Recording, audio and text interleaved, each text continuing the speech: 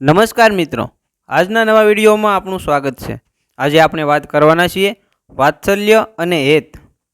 અમદાવાદના સિવિલ હોસ્પિટલના કેમ્પસમાં આવેલી બીજે મેડિકલ કોલેજની લાઇબ્રેરીમાં વાંચી રહેલા સક્ષમની નજીક એક છોકરી આવી અને સક્ષમને કહ્યું, હું અહીં તમારી પાસે વાંચી શકું?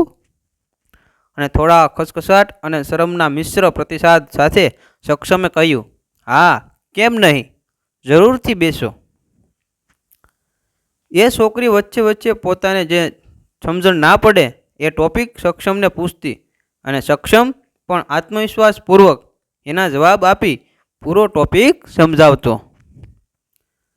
ધીમે ધીમે આ ક્રમ રોજિંદો બની ગયો।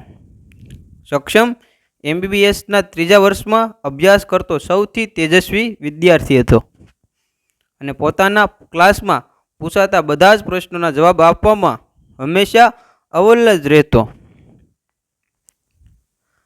ક્લાસમાં હાજર રહેલા તમામ વિદ્યાર્થીઓ પણ સક્ષમના જવાબ સાંભળી અભિભૂત થઈ જતા। કોલેજની અને યુનિવર્સિટીની દરેક પરીક્ષામાં સક્ષમનું નામ પ્રથમ ક્રમાંકે હતું। સક્ષમ એક મૃદુ અને સહજ સ્વભાવનો સીધો સાદો છોકરો હતો। પોતે દરેક પરીક્ષામાં અવ્વલ હોવા છતાં નિર્ભિમાની અને બીજાની મદદ કરવા હંમેશા તત્પર રહેતો। આ કારણસર સક્ષમ પર ફિદા થનારી છોકરીઓની સંખ્યા પણ વધારે હતી। આ બધી છોકરીઓમાં શિખાને સક્ષમ માટે કંઈક વિશેષ લાગણી હતી અને પોતે જ પહેલ કરી એ સક્ષમ પાસે લાઇબ્રેરીમાં પહોંચી ગઈ અને રોજ એના પાસે લાઇબ્રેરીમાં બેસી વાંચવાનો ક્રમ રોજિંદો બનાવી દીધો। ધીમે ધીમે લાઇબ્રેરીની બહાર પણ તેમની મુલાકાતો વધવા લાગી। ક્યારે તેમનો સંબંધ પ્રેમમાં પરિણમ્યો તેની તેમને ખબર જ ના રહી અને સક્ષમ અને શિખા એકબીજાના ગાઢ પ્રેમમાં ગળાડૂબ અને નિજ મસ્તીમાં ગુલ હતા। અચાનક એક દિવસ લાઇબ્રેરીમાં વાંચી રહેલા સક્ષમના મોબાઈલ પર આશરે રાત્રે 9 વાગ્યાના સુમારે એક કોલ આવ્યો। કોલ ઉપાડી જરાક ગંભીર મુદ્રા સાથે એને સામે રહેલી વ્યક્તિને બસ આટલું જ કહ્યું, હા, હું આવું છું। અને એ પાસે વાંચી રહેલી શિખાને કશું જ કહ્યા વગર નીકળી ગયો। રાત્રે 11 વાગ્યાના સુમારે સક્ષમ પાછો આવ્યો અને શિક્ષાના મનમાં હજારો સવાલ હતા, છતાં સક્ષમને ખોટું ન લાગે એ કારણસર એને પૂછવાનું ટાળ્યું। થોડા દિવસ પછી આ જ રીતે રાત્રે 11 વાગ્યાના સુમારે કોલ આવ્યો। એ જ ગંભીર મુદ્રા સાથે એને કોલમાં કહ્યું, હા, હું આવું છું। અને એ સડસડાટ નીકળી ગયો। શિખા લાઇબ્રેરીમાં રાહ જોતી રહી અને આશરે રાત્રિના 2 વાગ્યે સક્ષમ પાછો આવ્યો અને શિખાના ચહેરા પર છવાયેલા 1000 સવાલોને નજરઅંદાજ કરી જાણે કંઈ જ ના બન્યું હોય એમ શિખા જોડે બેસી વાંચવા લાગ્યો। થોડા દિવસે આવી રીતે કોલ આવતા અને સક્ષમ ચાલ્યો જતો અને ક્યારેક તો એ લાઇબ્રેરીમાં રાતભર પાછો જ ના આવતો। હવે શિખાના મનમાં હવે સંશય થવા લાગ્યો, સક્ષમ ક્યાં જતો હોય છે? કદાચ સક્ષમ બીજી કોઈ છોકરીના પ્રેમમાં?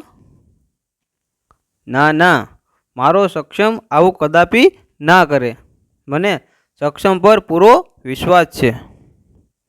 તો પછી એ મને કશું કહેતો કેમ નથી?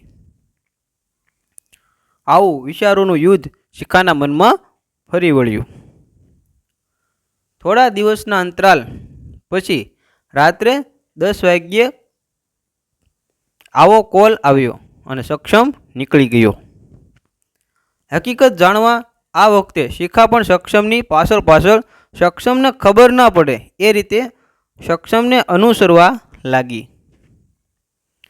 દૂરથી એને જોયું તો સક્ષમ ટ્રોમા અને ઇમરજન્સી વિભાગના સિસ્ટર ઇન્ચાર્જ પૂછા કરી ત્યાં હમણાં જ એડમિટ થયેલા એક વૃદ્ધ દાદાને મદદ કરતો હતો. થોડીવાર પછી એ વૃદ્ધ દાદાને ટેકો આપી એક્સરે પડાવવા એક્સરે રૂમમાં લઈ ગયો. શિખા ઝડપથી સિસ્ટર ઇન ચાર્જ પાસે પહોંચી અને જિજ્ઞાસાપૂર્વક પૂછ્યું, આ સક્ષમના દાદા છે? શું થયું છે એમને? હા, આ સક્ષમના દાદા છે અને આવા કેટલાય સક્ષમને દાદા અને દાદી છે. સિસ્ટર ઇન્ચાર્જ જરા હાસ્ય સાથે કહ્યું. મતલબ? શિખાએ આંખોની ભ્રમરો ઊંચી ચડાવી ફરી પાછો સવાલ પૂછ્યો. જ્યારે પણ અહીં કોઈ વૃદ્ધ અને અશક્ત અને જેમની કોઈ મદદ કરવાવાળું સાથે હોતું નથી ત્યારે અમે સક્ષમને કોલ કરીએ છીએ અને સક્ષમ એક પળનો વિચાર કર્યા વગર અહીં આવી એમની સારવારમાં મદદ કરે છે, એમની ટિફિનની વ્યવસ્થા કરે છે. જ્યાં સુધી એમની પરિસ્થિતિમાં સુધારો ના થાય ત્યાં સુધી એમની પાસે જ બેસે છે. સિસ્ટર ઇન્ચાર્જ એ ખુશીની લાગણી સાથે શિખાને કહ્યું. થોડીવાર પછી સક્ષમ ઇમરજન્સી વિભાગમાંથી બહાર આવ્યો અને બહાર પોતાની રાહ જોઈને ઊભી રહેલી શિખાને જોઈ થોડું અચરજ પામ્યો. શિખા સક્ષમને જોઈ ત્યાં જ ભેટી પડી અને સહેજ આંખના ખૂણાઓ ભીના કરી કહ્યું, મને માફ કરી દે સક્ષમ, મેં તારા પર ખોટો સંશય કર્યો પણ તે મને કશું કેમ ન કહ્યું?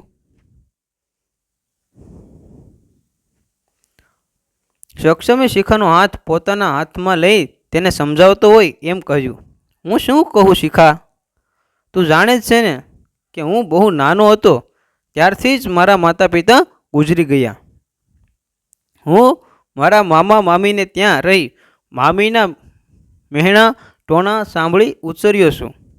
એક માનું વાત્સલ્ય અને પિતાનું હેત શું એની મને આજ દિન સુધી ખબર જ નથી. એટલે અહીં જ્યારે પણ કોઈ વૃદ્ધ, અશક્ત અને એકલા બા કે દાદા એડમિટ થાય છે તો આવી જાઉં છું, એમના ટિફિનની વ્યવસ્થા કરું છું, એમને મારા માથે જમાડું છું. ક્યારેક ક્યારેક કોઈ બા મને એટલું પૂછી લે છે કે બેટા તું જમ્યો તો ખરો ને? ત્યારે એવું લાગે છે કે મારી મમ્મી મને પૂછી રહી છે અને પછી જ્યારે એ મને એના પોતાના હાથથી જમાડે છે ત્યારે એવું લાગે છે કે જાણે મારી મમ્મી મને જમાડી રહી છે. હું બસ આમ એમના હાથનો એક કોળિયો ખાવા જ અહીં આવું છું. જ્યારે કોઈ દાદાની મદદ કરું છું ત્યારે થતી વાતચીતમાં દાદા મારા પરીક્ષાના પરિણામ વિશે પૂછે છે ત્યારે એવું લાગે છે કે જાણે મારા પપ્પાને મને પૂછી રહ્યા છે. દરેક પરીક્ષામાં અવ્વલ આવું છું પણ પરિણામ પછી મારી પીઠ પર હાથ ફેરવી શાબાશી આપવાવાળું કોઈ નથી શિખા. એટલે જ જ્યારે એ દાદા મારું પરિણામ જાણી મારી પીઠ અને માથા પર હાથ ફેરવી આશીર્વાદ આપે છે ત્યારે જાણે એવું લાગે છે કે મારા પપ્પા પાછા આવી ગયા. અહીં આ રીતે દાખલ થતા દરેક બા દાદામાં હું મારા મમ્મી પપ્પા શોધું છું અને ક્યારેક એમની બહુ યાદ આવી જાય તો હોસ્ટેલ પર પાછો જઈ મમ્મી પપ્પાના ફોટાને સાથી સરસો સાપી થોડુંક રુદન કરીને સૂઈ જાઉં છું. આટલું જ કહેતા કહેતા સક્ષમની આંખમાંથી અશ્રુધારા વહેવા લાગી.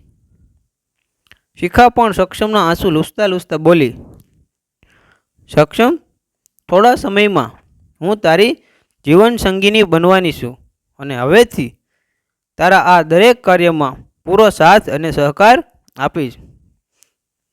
જા સિસ્ટર ઇન્ચાર્જને કહી દે કે હવેથી સક્ષમ એકલો નહીં પરંતુ સક્ષમ અને શિખા બંને આવશે. હાલમાં સક્ષમ અને શિખા અમદાવાદ નજીક અમદાવાદથી ગોધરા હાઈવે પર આવેલી ટ્રસ્ટની હોસ્પિટલમાં ફરજ બજાવે છે અને દીકરાનું ઘર નામનું વૃદ્ધાશ્રમ ચલાવી એમાં જ રહે છે. અત્યારે સક્ષમ અને શિખાના પુત્ર વાત્સલ્ય પર 33 દાદી અને 46 દાદાઓના વાત્સલ્ય અને હેતનો ધોધ વરસી રહ્યો છે, જેના એક ટીપા માટે પણ સક્ષમ પોતાના નાનપણથી વંચિત રહ્યો હતો. મિત્રો, તમને જો આ વિડીયો પસંદ આવ્યો હોય તો વિડીયોને શેર કરો અને વિડીયોને લાઈક કરો. તેમજ આવનારા વિડીયો કે જીવનમાં કંઈક શીખ આપે તેવા વિડીયો જોવા માટે અમારી ચેનલને સબસ્ક્રાઈબ કરો. આપનો ખૂબ ખૂબ આભાર. જય શ્રી કૃષ્ણ.